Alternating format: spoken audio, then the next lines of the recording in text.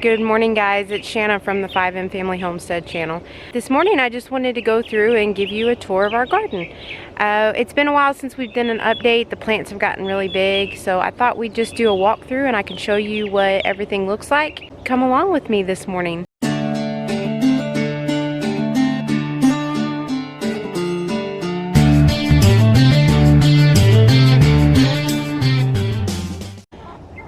This is the garden as a whole. If I'm stepping back on the fence line, you can kind of see the garden as a whole. It's taken me a couple years to kind of figure out placement of plants and what does better where. We have big shade trees right here, so some of the plants on the back half get too much shade, and then we've got some up here that get too much sun. So I had to kind of move the garden around over the last couple years until I kind of figured out exactly where I wanted everything to go, and I think I've got it right this year. I have a little friend in here with me today. Let's see if I can get him.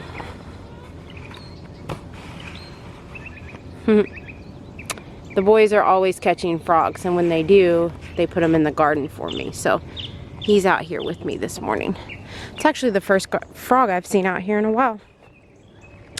These are my husky red cherry tomatoes. I've never grown these before. I've grown the standard cherry tomatoes, but we thought we'd throw these in the ground, and they seem to be doing really, really well.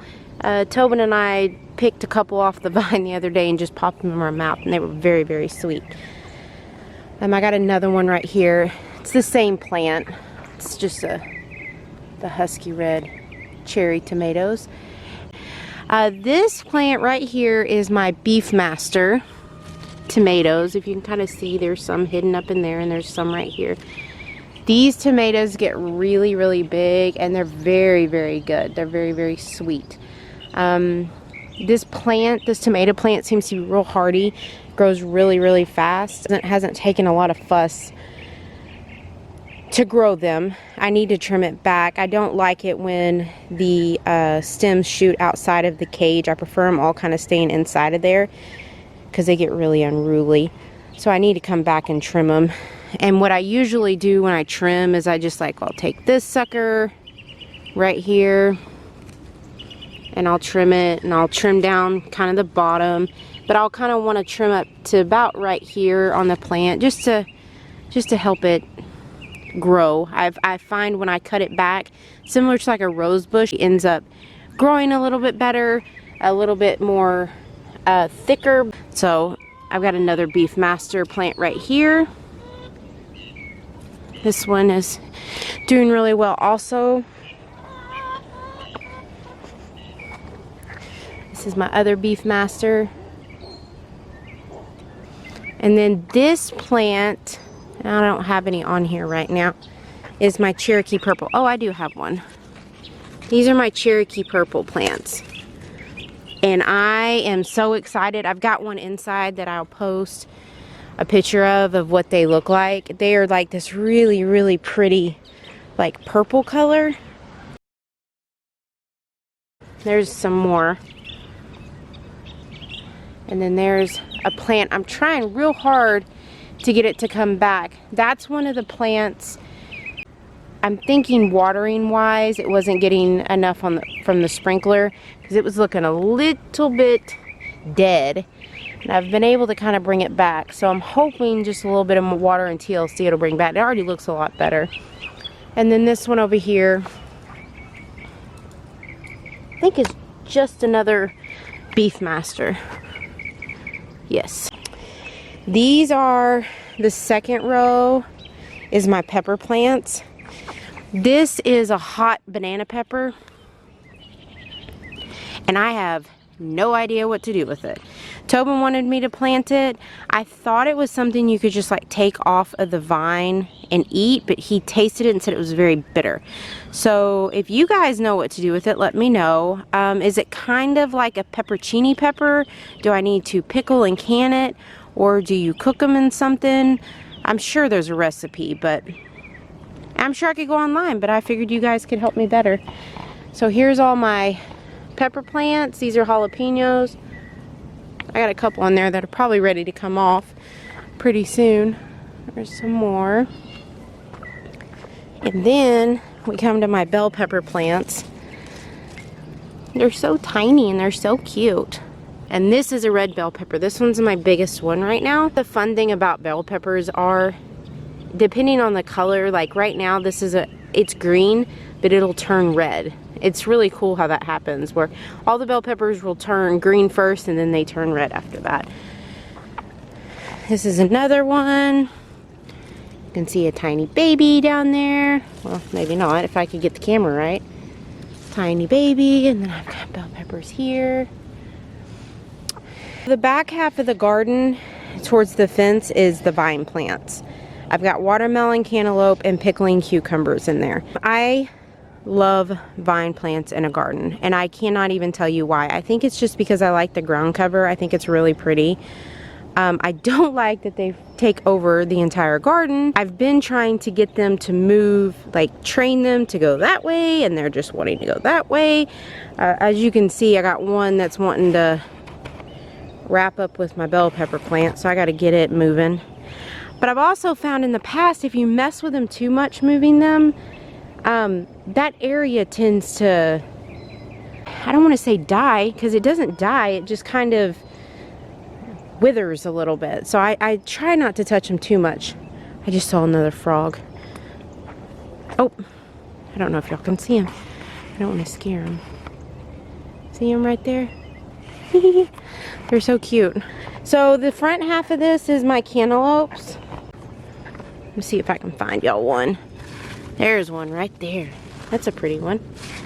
And then here's another one. There's a wolf spider. I have to be real careful when I get down into the looking in the cantaloupe, the vines and stuff. I'm always scared a snake's gonna come out at me, because I had a friend one time, her daughter went to pick out some cucumbers and stuck her hand down into the plant, and there was a copperhead. Now, they do live on a lake, but still, that was kind of scary for me, so I've been trying to be more aware. These are my watermelon, the back half of the plants. They're flowering. I just don't have any fruit on them yet, but that kind of doesn't surprise me. July and August, it really starts kind of coming out. So, and then these are my pickling cucumbers on the back half of the garden. I love pickling cucumbers. It's probably one of my favorite things to grow, and I think it's just because it's really actually pretty easy to grow cucumbers, but I also make pickles. I've made pickles for the last, I don't know, 7 or 8 years. My kids are obsessed. I tried canning them this year for the first time. I've never canned before. My mama and I, we did water bath canning, and I'm about to kick a chicken out of my garden. Hold on one second, I'll get back to that. No chicken. No chicken. She knows that she's bad. Chicken, what'd you have to say for yourself? No chicken. Chickens are not allowed in the garden. So I'm gonna lock it because she's gonna try to come right back in. Bad chicken. As I was saying before I was interrupted, my mother and I decided to take a stab at canning this year. So we pickled, we made a bunch of pickles, and we did the water bath canning method. That is a process, man, that took a while to do. It's mainly just like water boiling, but it's like watching paint dry. It takes forever. So, but anyways, these are my favorite to grow. There's been some summers that I've made, I don't know, 40 or 50 jars of pickles. They don't last long in our house. I don't even know why I'm canning them, because my kids are going to eat them before they're even ready. So I just wanted to show y'all. I've got a couple that I'm about to pick. They're all up in there. It's like hide and seek with cucumbers though, because they get up under those green plants and you cannot see them. So you'll come out one day and think you got them all, and the next day you'll come out and there's a big gigantic yellow one because it stayed on the vine too long. But okay, so that's a quick tour. I also, on the back half of it, had onions. We pulled those this weekend. They weren't gigantic, by any stretch, especially for the variety I got. I got the 1015Y, but I did a couple things wrong. I'm gonna have to change it next year. I planted them way too deep. And then I planted some on that back half of the garden that didn't get a lot of sun, and you could tell that they just did not want to bulb out like they should have. I tried uncovering them about a month ago, and just at that point they had already kind of done their thing and they weren't going to get any bigger. But either way, the onions are going to be fine. They taste fine. They're drying out. Sarah braided them, which an onion braid is so cool. If y'all have never done one where you braided them all together, I don't know, I don't, it's just aesthetically pleasing. This back half is where we're gonna probably put a greenhouse eventually. It would be really nice. That's big dreams, guys, but I'd like to have a greenhouse right there, just so I can do some year-round gardening. And then this is going to be filled up with pumpkins. I'm not going to try and plant any back here, just because, again, that's where we get the most shade. And so I'm going to try to see if I can grow a whole garden of vines. It'll be awesome. So that's our garden, the Mathis 2020 garden. It is one of my favorite things to do all year. I cannot wait. Around January we start tilling the garden. February, if it doesn't completely rain us out, we try to get plants in the ground. I love it. Tobin is a big helper out here with me. This is kind of my thing, but he will get out here and help me pull weeds. I need to pull weeds today, but probably not. Probably this weekend, with my hula hoe, which we did a video on that. If you just now found our channel, that we have a video about a hula hoe and how it is used in the garden to get weeds up. And if you're in the state of Texas and it is 1,000 degrees, as hot as the face of the sun during the summer, picking weeds by hand's not fun. So this little tool we found is really good. So Tobin linked that for me on the hula hoe, and go buy yourself one if you can find one. I found it at Home Depot for like $7, $17. It's early. We had a double header last night. My brain's not working. I'm sleepy. All right, let me try this again. The hula hoe really works really well. So this weekend I'll get out there and get some weeds out of the garden. Tobin tilled the portions up that we dug the onions up. That's ready for pumpkins. I just got to get busy with that, and I need to get some pumpkins planted. The other good thing that we've had this year is this fence. Tobin put a fence around the garden for me. It has like helped immensely because it's kept out dogs and it's kept out chickens. I did not realize over the years how much the chickens tear up the garden.